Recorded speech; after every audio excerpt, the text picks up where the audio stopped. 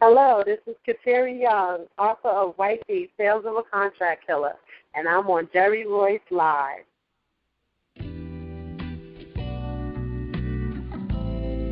Hello, and thank you for stopping by. I'm your host, Jerry Royce, and welcome to Positive Power 21 Network, where you get your positive on. This is a worldwide podcast for growth, wealth, and success. Thank you. Positive Power 21.org, Internet Radio.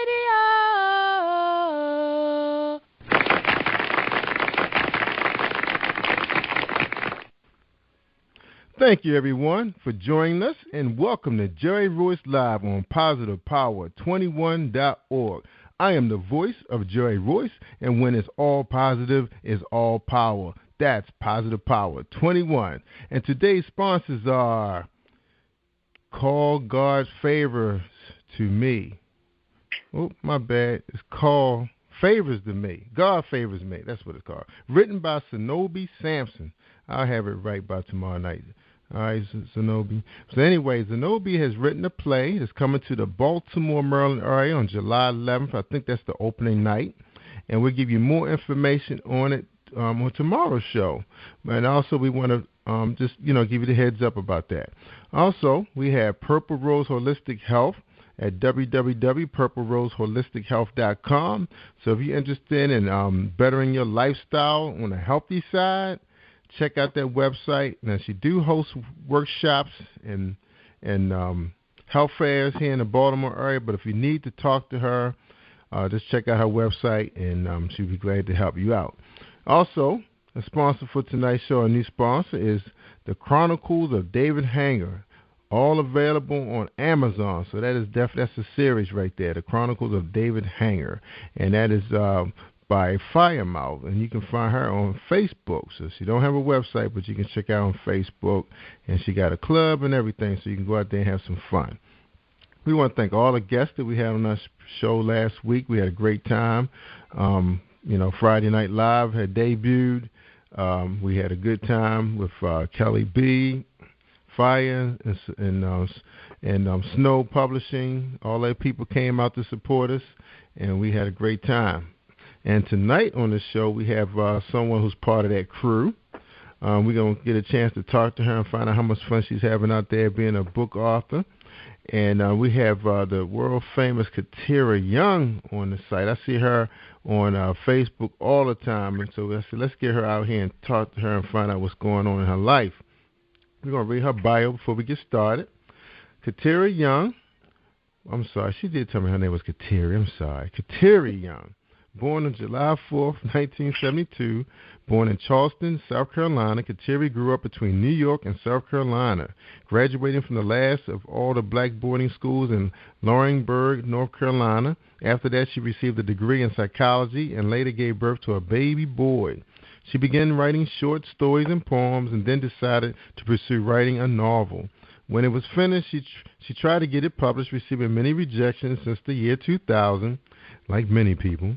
And she raised her son and attended a culinary school where she received a degree in Culinary Arts and has been a chef ever since. So she can throw down in the oven. Okay. So eventually she opened up Purple Diamond Caterer and caters events between writing. Finally, meeting Shameek Speight, who was all about God's appreciation for his gifts, she felt that he would be a good person to speak to about her passion. She spoke to him and was surprised to hear that he published his own work. Now, she have a little bit more in here. Let me open that up. So then, let's see, where were we? She felt that he'd be a good person to speak to about her passion. She spoke to him, and he was surprised to hear that he published his own work. He told her to send him a copy of her manuscript, and the rest is history. She is the author of Wifey Tales of a Contract Killer and the upcoming character book, Sabrina. I guess that's Sabrina. Is that right? Is that right, KATERIE? That's Sabrina. All right. Now, welcome to the show. How are you doing tonight? I'm fine. How are you? I'm doing great. Been down here for hours trying to promote you, so I'm hoping that people will fall in love with your book and support you. You seem like you got a lot going on in your life, and it seems like you're happy. So what's going on? Tell us a little bit about you that's not written, in your bio, what I just read, that you think your fans will enjoy hearing. Let's see. I just started my own publishing company, so I'm working on that, and I have a couple of authors that I've just signed, and their work will be coming out next month. Well, actually this month, now that it's July. So I'm quite happy about that. It's very hardworking, and I just want to get them to the top. Wow. So you started your own publishing company. I'm impressed. So what's the name of it? It's called Purple Diamond Publishing. Oh, okay. So you named it after your catering company. I like that. Yes. Very, very powerful. That's a powerful name. Purple Diamond Publishing Company. You said publishing company? Yeah. All right. Good for you. Good for you. Now, you said you just signed 2 authors? I actually signed 6 authors so far. Wow, 6 authors. So we're expecting some dynamite things to happen then. So what's the process like, for a new company coming out there? I mean, I'm sure they embrace you after receiving, numerous rejection letters, similar to what happened to you. I mean, did you embrace them because, you know what it feels like to be rejected and you can make them better, or you got them because they're good? It's all of that, actually. I feel that everybody deserves a voice, and if you have a story to tell it. Tell it to anyone that will listen, because you never know who it could help. That's one of the reasons why I signed them. They sent me their submissions, and it was great. One author is just basically, she's talking about, teenage problems. There could be someone else out there that is around her age that's going through the same thing. They read this, and it gives them new hope.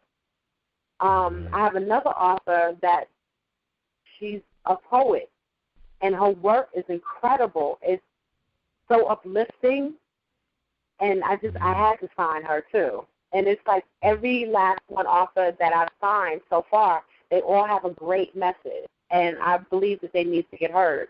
So if I can help them, I will help them. Good. Now, what can an author get from your company that you don't think they can get from another company? Because I'm sure it was a learning experience being signed under a publishing company. I'm very hands-on. I speak to my authors just about every day, so I let them know that I'm here for them. At any time, they can ask me any question. If they need development, I will give that to them. If they need just an ear to talk to, like I said, I have a psychology degree. So I'm glad to talk to them and give them just general advice. A lot of these publishing companies out here, unfortunately, they have so many authors signed that it's hard to give personalized service to each and every author. Me, I'm only striving for 10 authors. That way, I can be home all day, and I can give them that personalized service that they need. That's right. Okay, so that's hands down right there. That's customer service. That's important. Yeah, because I know sometimes when you get with some of these companies, they're so big, some of them, and they have small staffs, and because they trying to hold on to what they can, but you lose something. Something's going to suffer. So in your case, you feel keeping the company small, be more hands-on, and you can kind of nurture your company into, I guess, to great success, right? Exactly. All right. I want them to feel exactly what I'm feeling right now. Excitement, happy. That's right. I am so happy for you. That's fantastic. Now you have a number of books to your name, and we're gonna get into that in the top of the hour. We're gonna finish talking to you about you, and so tell us a little bit more about you. What kind of student were? I see you have 2 degrees now. You have your psychology degree and you have your degree in Culinary Arts. When did all this come about? I mean, did you plan on being a psychologist or a cook, and you say, no, I'm gonna be both? So what happened? What was your thought process like? Actually, in college, I was lost. I didn't know what I wanted to study, and I've always been interested in, the human psyche. So I said, okay, let's take psychology. let's button down and take psychology. So I took psychology. I fell in love with it. But after a while, you just get burned out. And I've always enjoyed cooking. And I've been cooking since I was 5. I come from the South. So, Sunday dinners are huge down there. So I've been cooking since I was 5. And I said, you know what? Now that my son is older and I've secured somewhat of a future for him, now let me go and take up cooking. So that's what I did. Good for you. So what's your son doing now? My son just graduated high school on Saturday, and he's off to college of September. Wow, he got out late. Wow, he got out kind of late, didn't he? No, well, in New York, they don't get out until June. Oh, they start in September, and they end in June. Yeah, I wish we went back to that September thing, but I guess it gets so hot in June that I guess they prefer to, because it's going to be hot in August anyway. I don't know why they didn't keep it away. It kind of throw people vacation off because you kind of want to go away that last holiday, Memorial Day. I mean, Labor Day. You kind of want to do some stuff at the beach, pools closing up. But sure, they start like a week before here in the Maryland area. All right, good for your son. We're happy for you guys. He's on his way. So what is he thinking about? Has he chose his major? He is going for, I don't know what it is, studio technician. So he wants to work with music. Mm-hmm. And he's also going for computer design, graphics. All right. Yeah, okay. He'd be able to use it when he started his own company. That's right. Good for you guys. I'm happy for y'all. All right, so you got Purple Diamond Caterer up and running. So how much fun is that running a business? Black woman running a business. I mean, I was going to say you're the man. You're the one in charge. You're the big boss. What has that experience been like? It's really hard. Actually, as a minority, no one really wants to give you that opportunity. And my company is only 2 years old, so I'm fairly new. No one really knows me. And my business is very small, so I cater mostly to, like, churches. Occasionally I have, friends that get married, and they'll, throw me their wedding, and then someone else would be there, and then word of mouth, oh, the food was fantastic. Okay, let's hire her. Right. That's basically it. But it's very hard. It's a everyday thing to run, and you barely have no time to rest. You're constantly on the go. If you stop, you're doing stuff. Stop. So you're doing stuff during the week for your catering business? Like, I mean, what are you doing? Like just marketing, just trying to network? What's going on during the week with your business?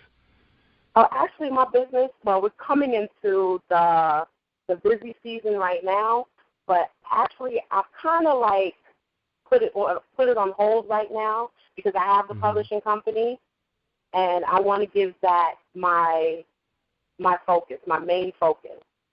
Yeah, I can understand that.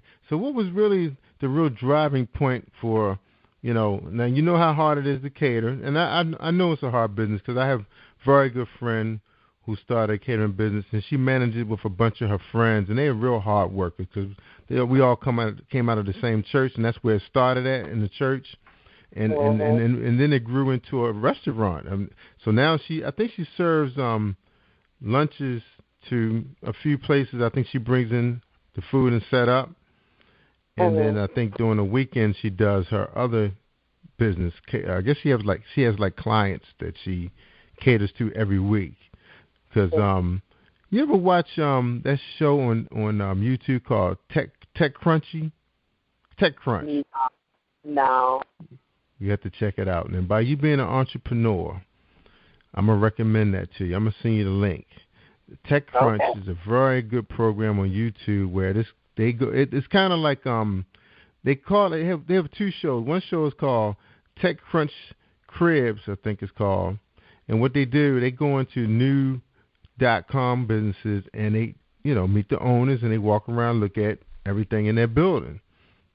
And what's so fascinating about the last 4 or 5 shows I've seen, they actually spend money for the breakfast. They have the breakfast and their lunch catered to the employees every day. So if a company comes in and set up, so this must be like a regular company that does this like Monday through Friday for this company. And he said the food is like out of this world. And then sometimes they have different days where they kind of make it a little ethnic. They change it up a little bit.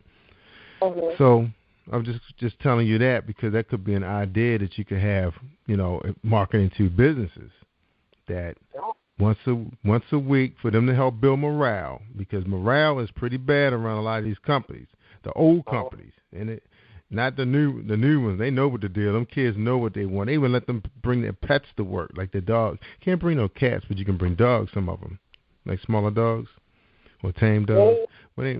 Yeah. So what you think of that? The idea? That's a great idea. That really is. But what?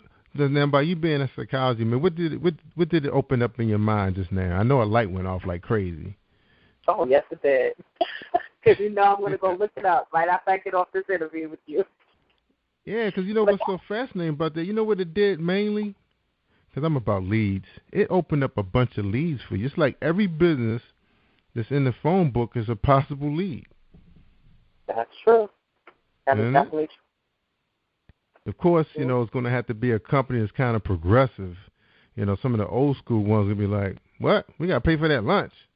They don't have to do it every day or every week. You could do it once a month or twice a month just to build morale, So you'd be surprised. You can start with your friends, find out where they work at, so you can get in the building. Well, anyway, that was just my little idea, something that I thought will help you out, because I like the whole idea you have in the catering business. You good at it. I think you should keep that business going also. You can wear two guns, right? I guess so. That's right. All right, let's ask you about. Say that again. I just cut my 4 hours of sleep to two. That's okay. I'm fine. That's right. Because once you start making enough money, you can hire people to help you, and then you can just sit in the office all day, clicking on your little calculator, counting your money. Right? Okay. Now, we still got a couple minutes before we get into the book. All right. Now, what made you decide, what was so fascinating about the publishing industry after being a writer, being tossed around a couple of times, no doors open, that you decide that, hey, I can do it. I'm going to do it. Tell me that story. What was going on? Okay, actually, it was actually given to me. Shameek and I have, like, I don't know how you would call it, but we have, like, outside of a business relationship, we have sort of a tutor-mentor relationship. So he came to me one day and he said, listen, I like the way you think. I like your drive. I like your ambition. What do you say we give you a publishing company? And at first, I thought he was joking. And then he started, sending me. He was like, listen, give me a name. Just give me a name for the company. And next thing I know, he was calling me on the phone, and he was like, okay, we're going to start the paperwork for your company. I'm like, wow, okay. Wow. That dude is a genius. You know what that opens up? See, that's kind of similar to what some of the bigger publishing companies are doing now.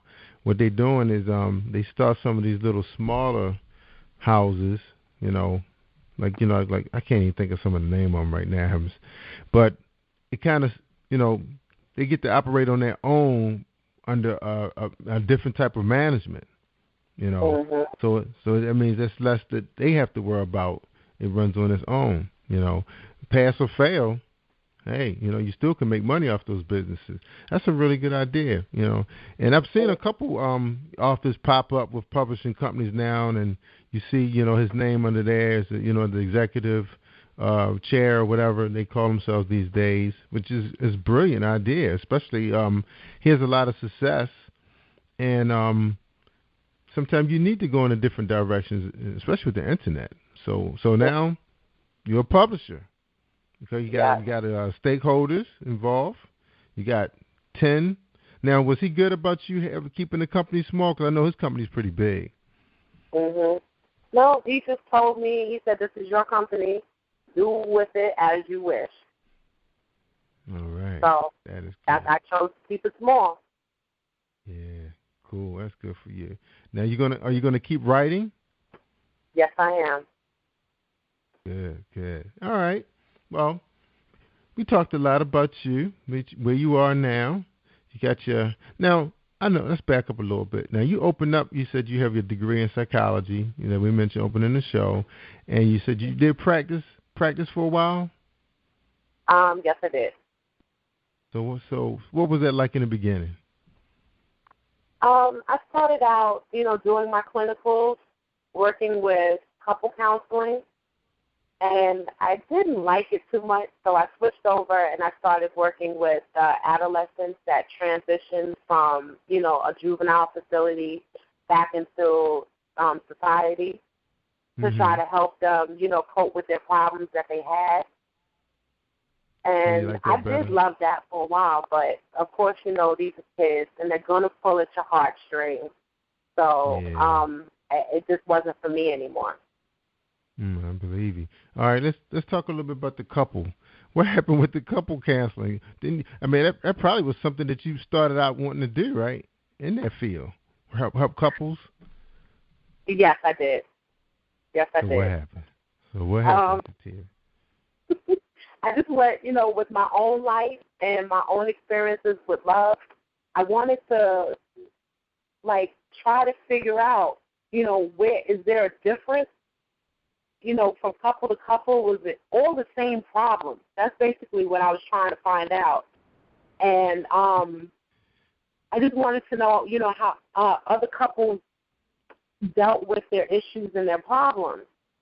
Mm-hmm. And also, with the Black community, unfortunately, when we have problems, we feel it's cliche that we don't go and get help. So maybe if you see a minority counselor sitting in front of you, maybe you'll feel a little bit more, comfortable to talk about your problems. So that was basically my main focus of getting into it. But after a while, it was like the things that ticked people off were so trivial that I couldn't deal with it anymore. It's literally like I wanted to say to some of these people, "Are you joking me? Can you please get out of my office?" So I know I had. They paying you all that money. So were they paying you all that money, and they could have really just? It sounded like they were ready to end it anyway, and they just was trying to find an excuse. No, actually, it really wasn't. They didn't want to end it. They really wanted to. I think it was just they just needed someone to talk to.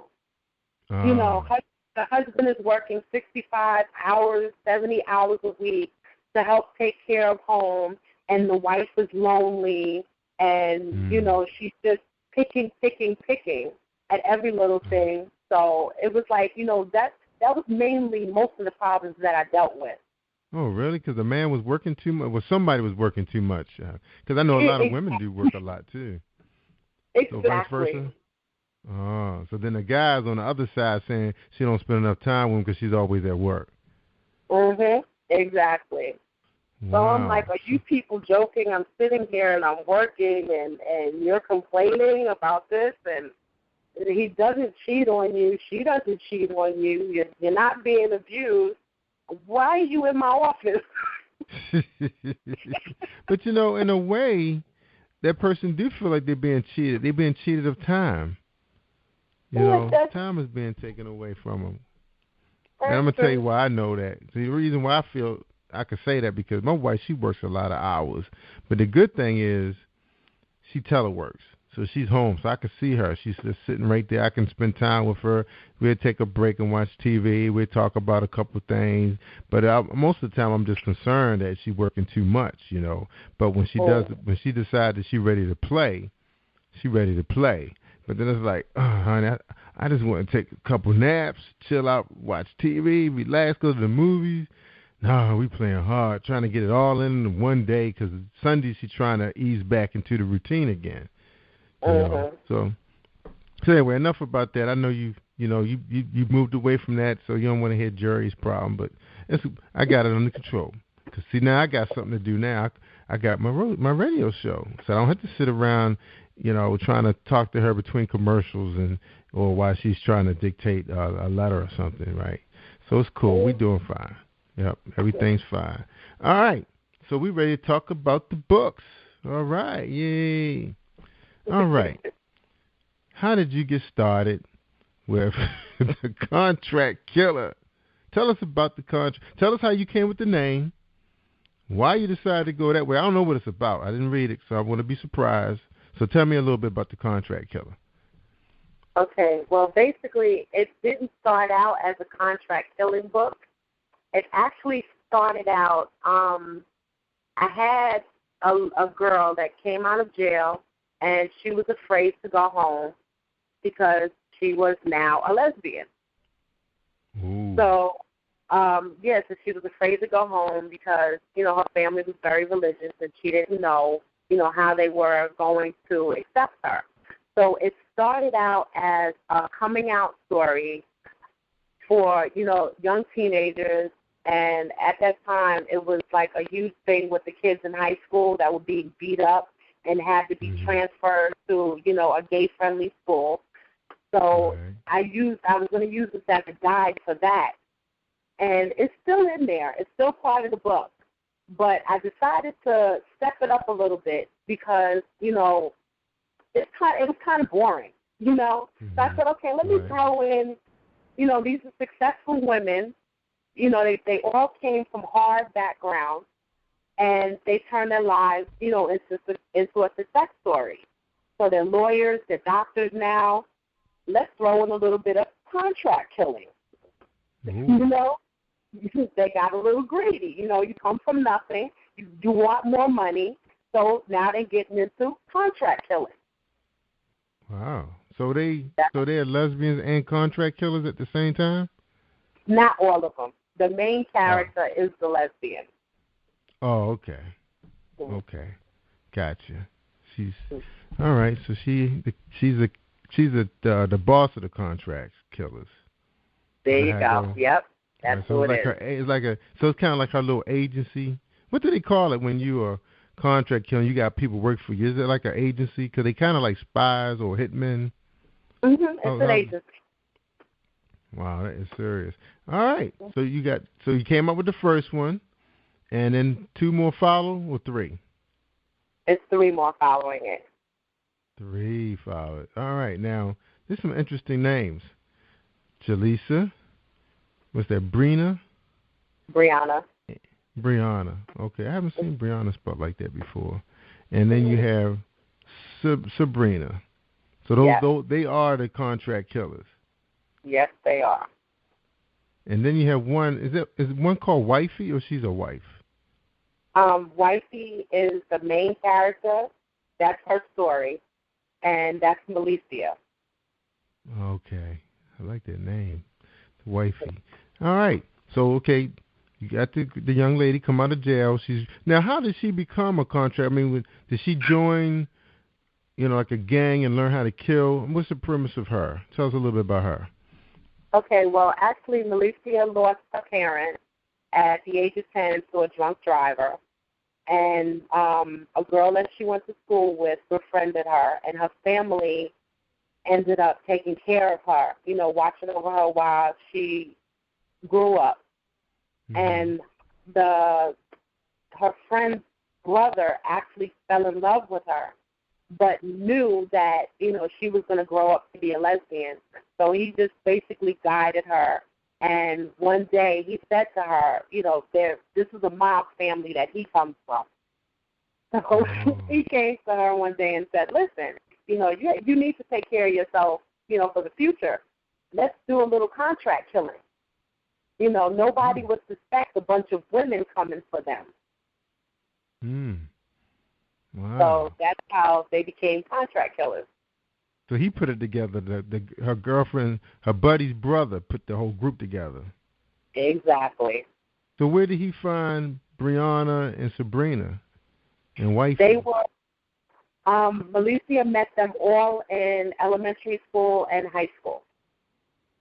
So they had been friends for years. And they didn't start contract killing until they all went to college together. That's right, 'cause they had good jobs already. Mm-hmm. Wow, that's interesting to find out how he groomed them into that. I guess the people they were knocking off were probably people that, I mean, they were no good for society. So who's their hit? Tell us about their hits. Who are their hits? Their hit was mostly other mob families and drug dealers, because their family did not believe in drug dealing, so they went after drug dealers also. Wow. I got a good question for you. Will be revealed in Wifey too. So I'm giving away my other book. I know. I got a good question for you too. You ready, Kateri? Go ahead. You ready for the question? All right. My question is, why don't City Hall hire contract killers to take out the bad gangsters or drug dealers in their cities? Can you answer that question? What makes you think they don't? Because those guys are still here. They haven't left yet. The little guys on the corner get knocked off, but they not running nothing. They ain't making no money. They don't even have cars or nothing. They just buy shoes. So I'm talking about the real gangsters, the ones that been running the city for years. Why they don't have a contract killer take those guys out? Well, you also have to understand in terms of corruption. It's better to keep the bigger guys and knock off the little guys. Why? Because you can extort the bigger guys. In which case, now you got campaign funds. You have money to work on bridges and roads and tunnels. So you can easily go in and take their money, and who are they going to tell? Right. So why not? Tell you what I heard. See, if the law came in and took out, say those guys in your books that's running the towns, running those cities, somebody's gonna step in and take their place. And if you know who it's going to be, and they're bigger and badder than the person you've been dealing with for all these years, because I think the whole bottom line, it comes down to numbers and money, and nobody's want to build a development or anything that's going to bring in tourism dollars in that town. Nobody's going to come to that town to do business if the murder number's up so high. You know what I'm saying? So I think these gangsters kind of control some of the crime. The police, if they totally wipe it, just like when you go, how you go and you bomb out all the roaches, but later on, another group coming, they seem to be a little bigger, bad, and faster. And then now you got to start hiring a Terminex man or whatever, exterminator, because the little commercial stuff don't work. See, that's how I think the crime works the same way. If you take out that guy, somebody bigger and badder going to come in and take his place. So that's how it works. Plus, I heard that from a police officer told me that. That was amazing. They said, yeah, you're going to have some crime, but at least it's going to be the crime you can live with. I said, okay, you're right. Yeah. Especially, a city like, now I don't know too much about North Charleston, but I hear good things about it. Say it's a beautiful, beautiful city. But I know Baltimore, we watched it, grow into what it is today. Everything was planned to be around the water. You know how white people like their water. And they built $1 million apartments. That's what I call them. Built around the water. Townhouse or whatever it is. There's no grass around it. Concrete jungle. And that's what they wanted to do. Take those warehouses, and those guys just sat on them things until the money came in. So it's like I said, it's always about money. And so you got to control your crime, or nobody's going to want to spend no money in your town. So is your books kind of similar to that, where the crime lords are in the pockets of the the police chiefs and those guys? Do you go deep into that kind of stuff?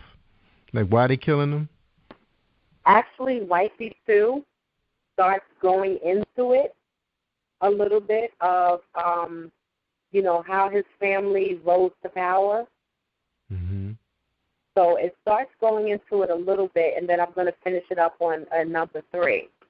So it is kind of set like that. And believe it or not, Wifey 2 is set in Park Heights. And I know really? you know where Park Heights is. Yeah, I know about Park. I lived a couple blocks from Park Heights. I used to get robbed by them dudes.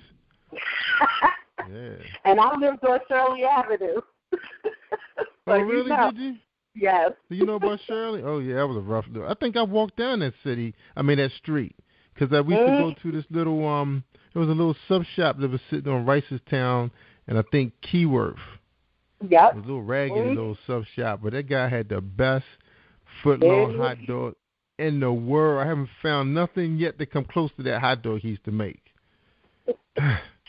I told my wife about that, too. I said, honey, you know what? Of all the places we've been, nobody can make a hot dog like this dude. And he made it a foot long. How did he do that? No. I don't know. So you was around here. So you was around here for a little bit. I lived there. Actually, I moved to Park Heights in 2005. And I stayed there until 2006. And then I moved up to Laurel. Okay. And I stayed there until 2008. And then I came back to New York. Ah, good for you. Yeah, that little area. That's where all the little drug runnies live at. The little guys. They get hired to, the little what they call them dudes? I forgot what they call them. Yeah, because that's like that was the area that Tupac and DMX and them kind of ran those neighborhoods for a while too. In Emerson Village. Yeah, they were known to frequent those areas. Yeah, it's the little drug runners. That's where the little drug runners come from. They pick them up. That little Tawana, they call that Tawana Rec, little football league. That's where they get them guys from. Yeah, we used to have to walk when we used to leave Pimlico. We used to have to walk across the tracks to get back to our community, because our community was kind of made up of professional blacks, like dentists, doctors, lawyers, school teachers. So we had to walk through that area to get home, and we used to get stuck up all the time by those guys. I mean, it was only like $1 a quarter here. Back you're talking about the 70s. When it's not like it is now. They take your clothes. Yeah. Yep. Wow. So we frequent the same spot. I haven't been around there in years though. My wife was getting her hair done on Ricestown in Cold Spring. It was her hairstylist had a little shop in one of those little houses, one of them little row houses over there. Yeah, right across from what was that chicken place called? Hip Hop Chicken was over there, right across the street. Yeah, and that place been closed down for a while. Oh wow! Yeah. All right, good for you. So you came a long way. You seen the gritty streets of Baltimore. Now you're up in Bronx, right? So you doing your business in the Bronx? Yeah.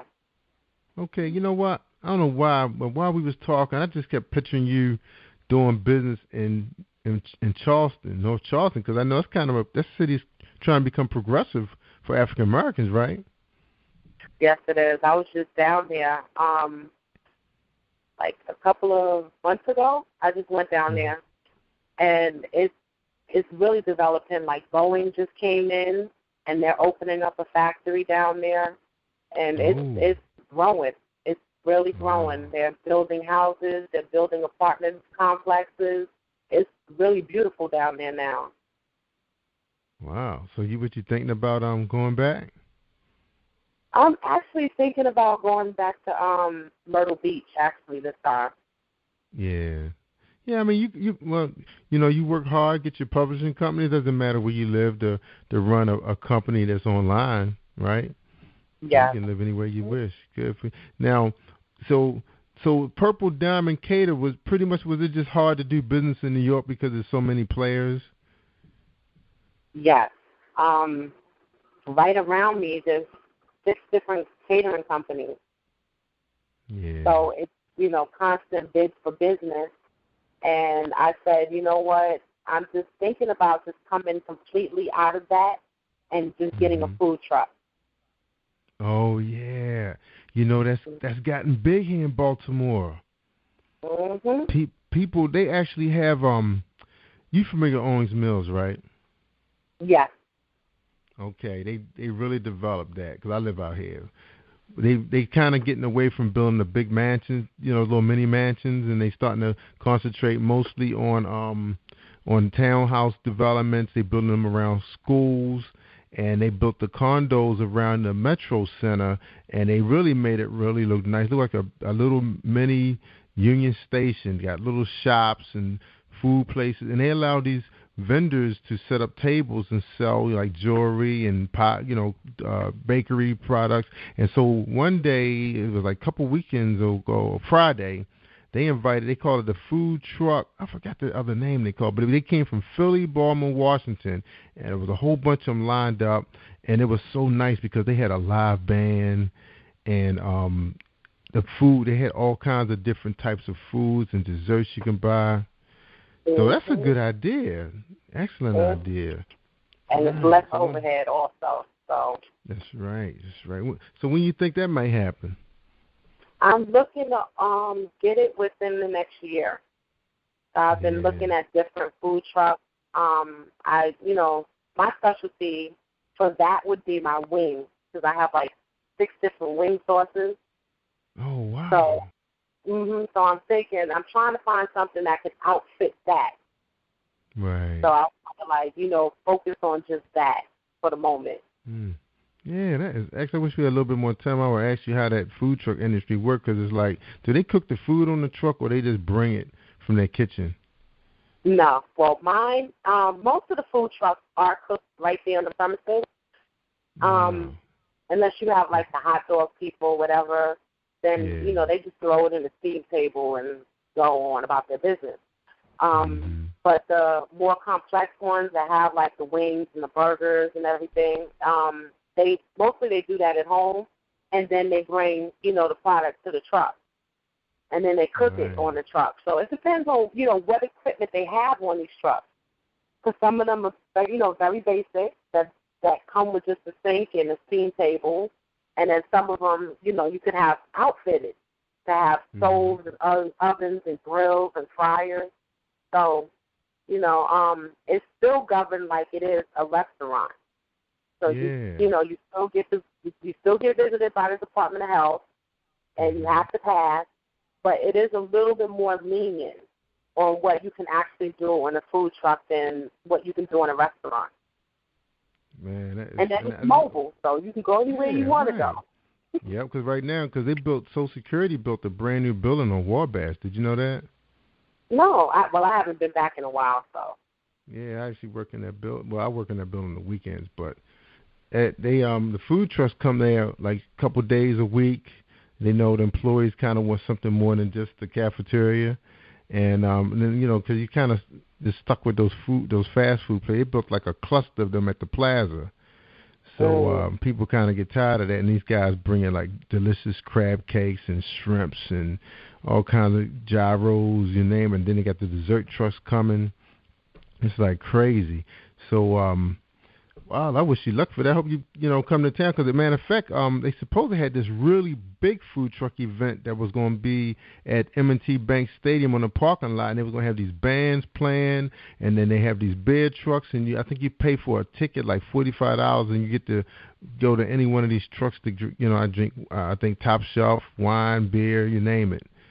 My buddy said they was doing it like every weekend down in Canton. You buy the $45 ticket, and it's like all you could drink, and then you just buy your food. They said people would just bring their chairs down there and just be chilling. Yeah, so you might better get something like that going. All right, Kateri, you was a fun guest. I really enjoyed talking to you. Thank you. Yeah, I mean, I just love entrepreneurship.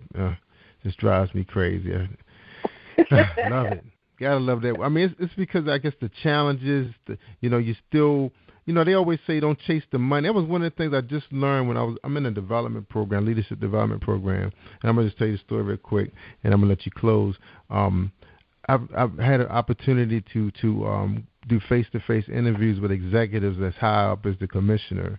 They have these different levels of commissioner, and all of them kept telling me the same thing. They say, don't chase the dollar. You know, it said just try to do the best job you can, and success. They said money is just the reward for being successful. I was like, wow, because people are always chasing the grade. You know, you hear about that in government. I'm trying to get my 11. I'm trying to get my 12. They don't really name what job it is. They just say it. They chasing the money. So sound like you're gonna have some fun. Sound like you're gonna have a lot of fun. All right. Okay. Well, look, I'm ready to close the show. I let my next guest come on. So, is there anything you'd like to say to your fans, your new fans, existing fans? What's up? I just want to tell everyone thank you. You know, it took me a long time to get here, and I just thank you so much that you supported me on my journey. My family, my friends, my fiance, of course. Yeah, that's right. That's right. Shameek, you know, thank you so much for giving me the opportunity when no one else will. And that's just basically it. All right. Well, I hope to get to meet you someday. You know, the Baltimore Book Festival is going to be here in October. I think pretty much everybody else will be finishing up. So hopefully, you know, if you can come back to Baltimore, I will be out there interviewing people. So I'd love to get a chance to, you know, put a name to the face. Okay, no problem.